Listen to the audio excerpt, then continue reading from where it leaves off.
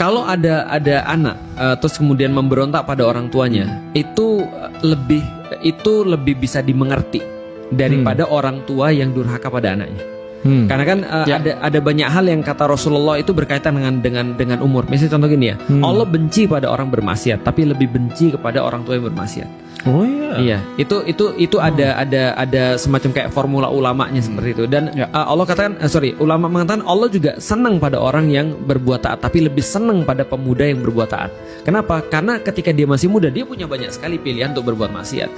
Ketika dia jadi tua, dia semakin kecil loh kemungkinan untuk berbuat maksiat. Mau ngapain coba? Iya, karena harapannya makin pintar, mau ngapain coba gitu. Mau minum khamar misalnya langsung pingsan, gitu kan ya. Atau nggak punya duit, jalan aja susah. Mau berzina udah nggak bisa naik, gitu kan ya.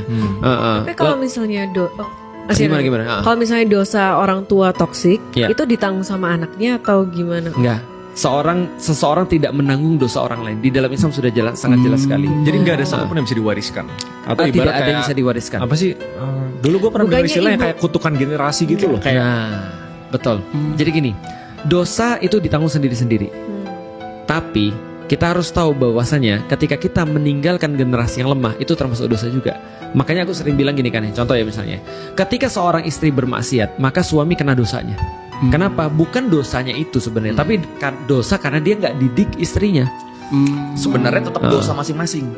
Tapi dia dapat dosa karena dia harusnya kewajibannya mendidik. tidak menasehati. Betul. Berarti kalau misalnya Mas Eki nggak sholat misalnya, orang tuanya kena. Kalau orang tuanya nggak ngajarin sholat.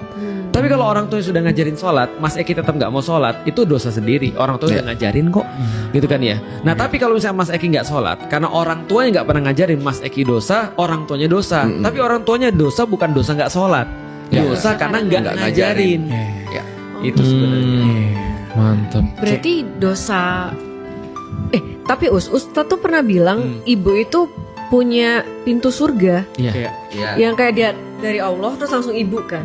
Dan kalau misalnya ibunya durhaka gitu, Kalau ibunya durhaka ya berarti ya tetap jadi pintu surga. Misal kalau konteksnya ibuku masih belum bertaubat gitu Ustaz. Tetap pintu surga Telapak bagi kakinya apakah lu. masih ada surga di situ atau Masih. rest area?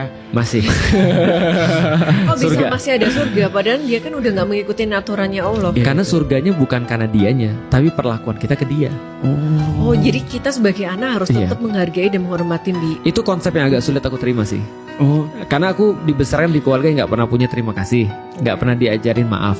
Itu aku nggak bisa pernah ngerti konsep itu sih. Tapi ketika aku masuk Islam, aku jadi ngerti bahwasanya nilaiku bukan ditentukan dari perilaku orang tuaku, tapi perilaku aku kepada orang tuaku.